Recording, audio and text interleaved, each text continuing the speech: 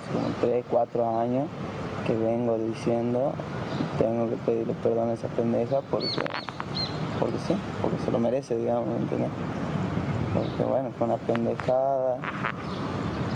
No puedo sacar cálculo ni qué edad teníamos los dos, digamos, ¿me entiendes? Entonces, bueno, fue como que ahí la vida me dijo, ahí está, vaya, tía, disculpa, ¿me entendés? Y nada, y yo ya tenía la necesidad de decirte, de hablarte. Y queda claro que yo vivía yendo a tu casa antes, digamos. Sí, seguro.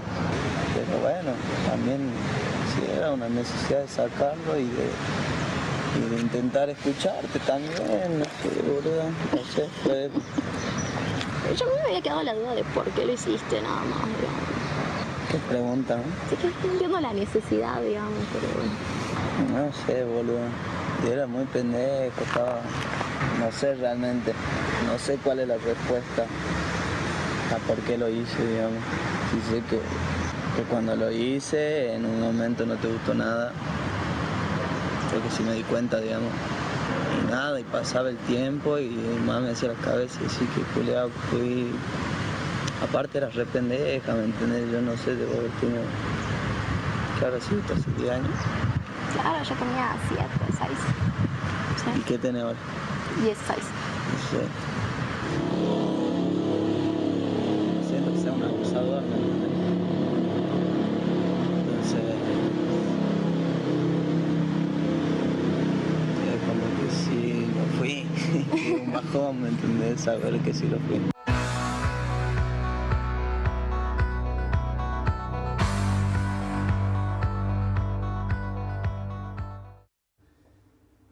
Bueno, hay aspectos para remarcar, Rogelio. Se da en un contexto en el que había cierta familiaridad entre los jóvenes. Esta nena visitaba mucho, con mucha frecuencia, la casa de los Teruel, lo dice ahí, queda expresado en estos 2 minutos, y hay patrones de conducta muy comunes que se repiten. Se puede advertir, se puede deducir cierta manipulación en el muchacho que está hablando. Le dice, ¿cuántos años tenía? 6 o 7, le contesta la chica, la presunta víctima. Hay una diferencia de edad, esto marca jerarquía, marca poder, había diferencia notable de edad, evidentemente. Ese rasgo manipulador, bueno, no es que yo sea un abusador, le dice, y está tratando de cubrirse al mismo tiempo que reconoce y asume. Y por si faltara algo, ahora están apareciendo nuevas víctimas, ¿no? Un caso que, como decíamos, reinstala este debate, pero que tiene características muy comunes a otros tantos que los contamos y los relatamos en nuestras crónicas cotidianas. Estaba pensando en eso, ¿no? Parece que hace falta que un famoso se vea involucrado en un tema como este para que los medios nos ocupemos. Sin embargo, eso no significa, porque no están en los medios todos los días, no significa que todos los días no haya casos o pueda haber casos de esta naturaleza. Lamentablemente, ¿no? Es un flagelo sostenido. Gracias, Carlos. Bueno, voy a conversar con nuestros invitados. Desde ya les agradezco muchísimo la presencia de esta noche en Libertad de Opinión. Me acompaña el doctor Leandro Gamba. Él es el director médico adjunto del CEPSI aquí en Santiago del Estero. Doctor, ¿cómo le va? Buenas noches, bienvenido. Gracias, muy amable. Bien. Está también la doctora Liliana Garnica. Ella es la coordinadora del Centro Integral en la banda, el CIS Banda, como lo conocemos, ¿no? Sí, ¿Cómo está, doctora? Bienvenida. Buenas noches, muchas gracias. Señores, se encuentra también la doctora Liliana Garnica, la Erika Leguizamón. Ella es de la Unidad Fiscal de Abuso Sexual. Doctora, bienvenida. Gracias por estar esta noche y por acompañarnos. Y está también la licenciada Claudia Juárez, que es la titular del SUBNAF, es la Subsecretaría de Niñez, Adolescencia y Familia.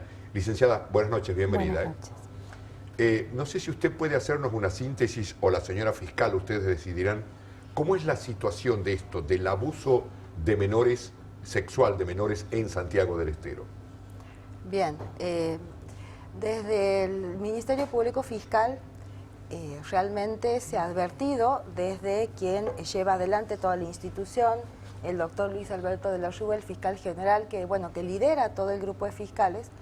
Justamente se ha advertido la necesidad de la creación de una unidad especializada en abusos sexuales, porque efectivamente, y como un poco lo planteaban, a raíz de este caso que ha tomado trascendencia a nivel nacional, realmente son muchos los casos de abusos sexuales intrafamiliares en su mayoría, porque también hay casos, ¿no es cierto?, fuera del ámbito familiar, y entendemos que es un flagelo que quizás hoy lo vemos como flagelo porque en realidad hoy se los conoce.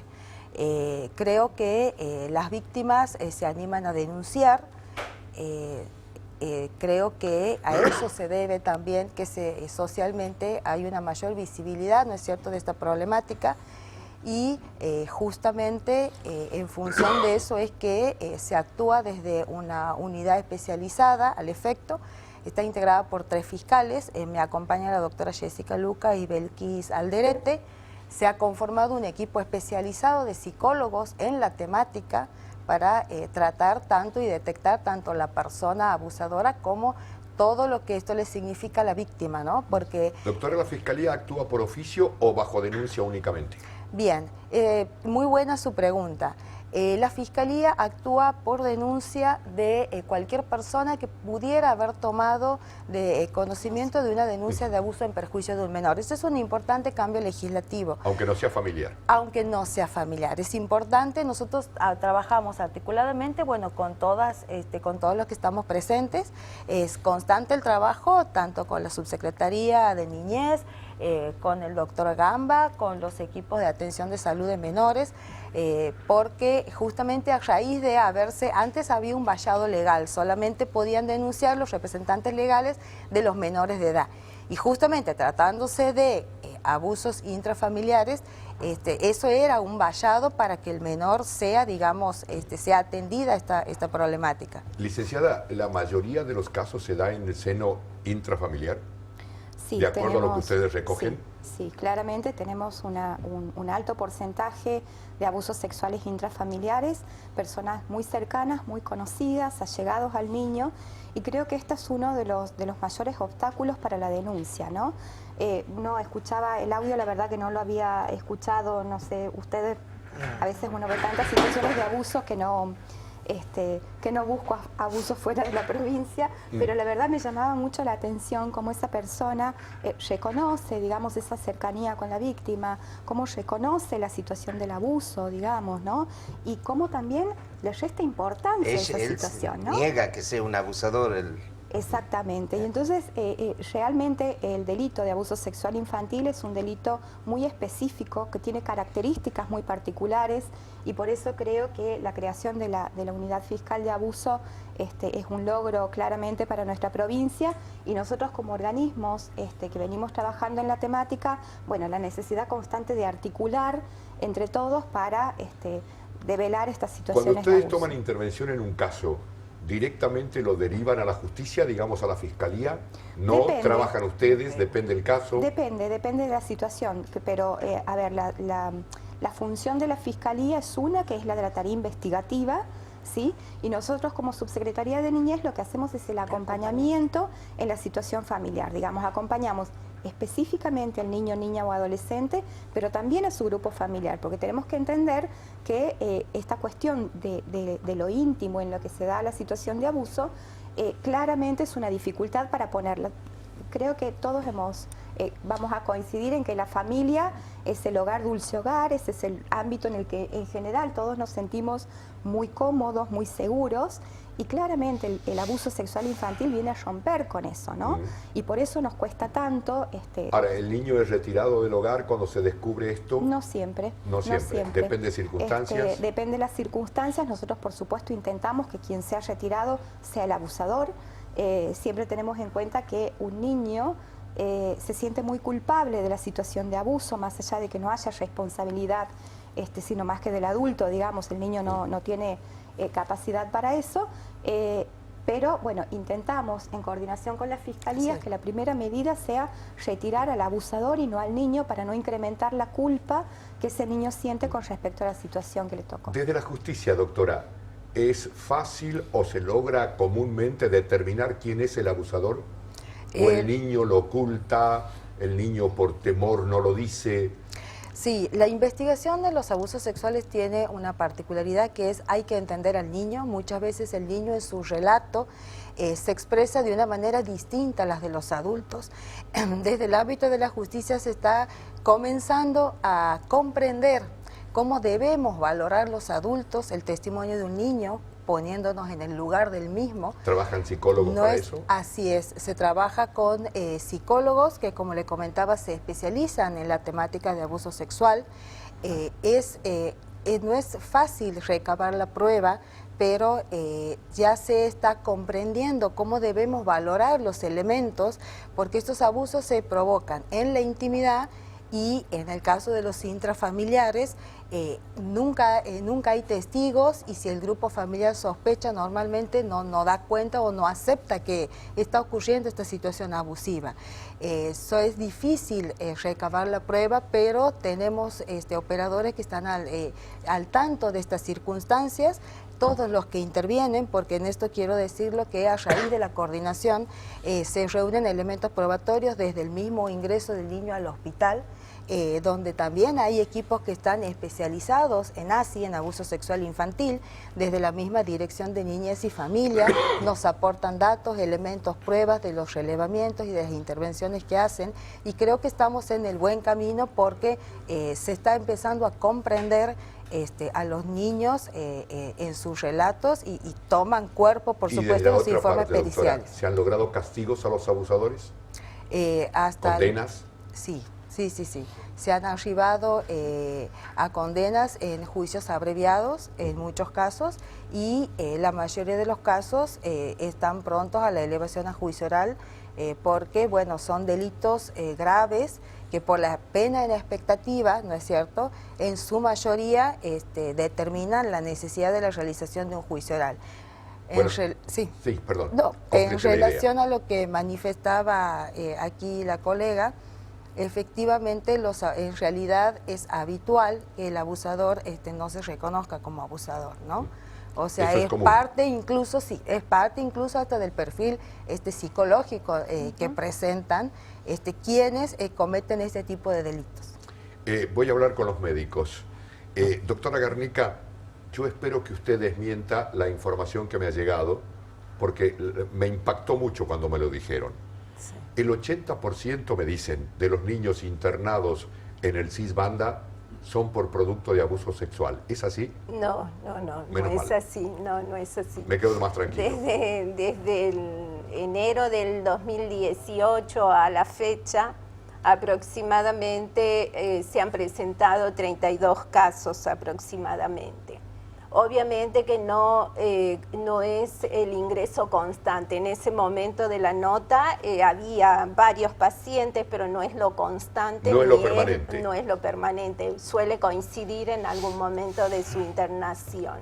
¿Ustedes reciben al niño, digamos, porque lo envía a la justicia o por ahí por alguna lesión que llega? No, ingresan por varios motivos. Muchas veces la escuela es la que detecta alguna cosa, la maestra suele concurrir también con el niño porque está notando algunas alteraciones en su conducta, en su aprendizaje. También puede concurrir con algún familiar o con su madre por alguna lesión, por una situación puntual que ha sucedido, o puede ser derivado desde la Fiscalía o desde el Poder Judicial al hospital para la intervención de los profesionales. En el caso del CEPSI, doctor Gamba, ¿cómo es la situación ahí?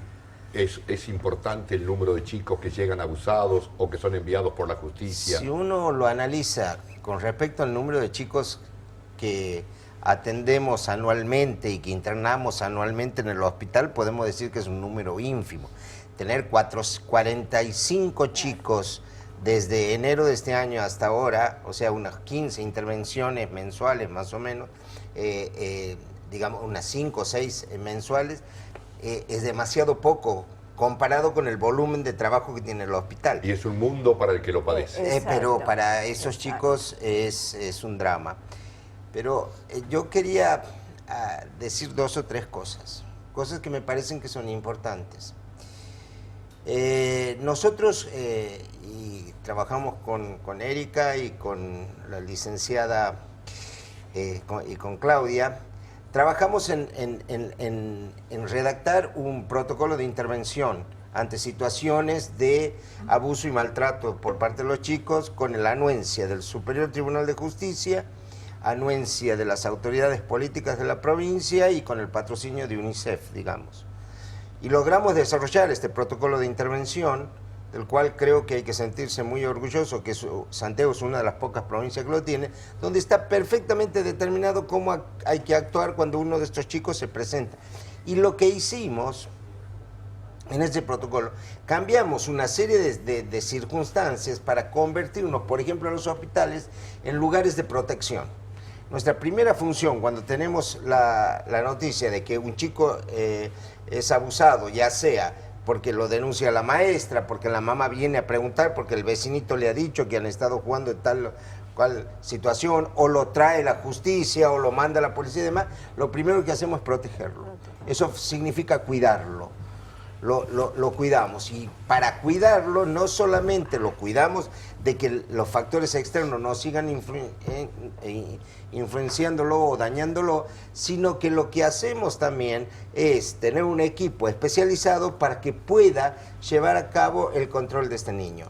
Estos niños no se interrogan, estos niños no se revictimizan bajo ningún concepto, y lo que se trata de hacer es un tratamiento y un cuidado delicado y amoroso en la institución para que, para empezar a resarcir el daño ocasionado a esta criatura. Y eso nos pone muy orgullosos, porque así como la justicia ha creado un equipo de fiscales del cual hay que estar realmente orgullosos, porque uno los llama y actúan, realmente actúan, nos han cambiado la historia. Antes era ir a llamar a la policía, venía la policía con las luces y toda una historieta, aparecía el policía uniformado en el hospital, se paraba al lado del chico, lo quería interrogar al chico, entonces todas las madres sabían que en la habitación 5 había un chico abusado. Era una cosa, un escarnio para la criatura. Exacto, era revictimizar demás. Gracias al protocolo, gracias al cambio de mentalidades y a concebir que como sociedad tenemos la obligación de proteger a nuestras crías, hay que proteger a los niños y a cuidarlos, cada uno desde su lugar, obviamente. Se empezó a cambiar la forma de encarar esta situación, y nosotros en el hospital tenemos, creo que en la CISBANDA tienen lo mismo, tenemos un equipo donde tenemos una abogada, tenemos una psicóloga, tenemos una infectóloga que hace los tratamientos cuando requiere, una médica pediatra, una trabajadora social, y ese equipo es el que se encarga de llevar a cabo, hacer la denuncia cuando corresponda, y como el chiquito cuenta, o la chiquita cuenta, cada vez que una enfermera, que alguien escucha el relato del niño, ese relato tiene validez legal.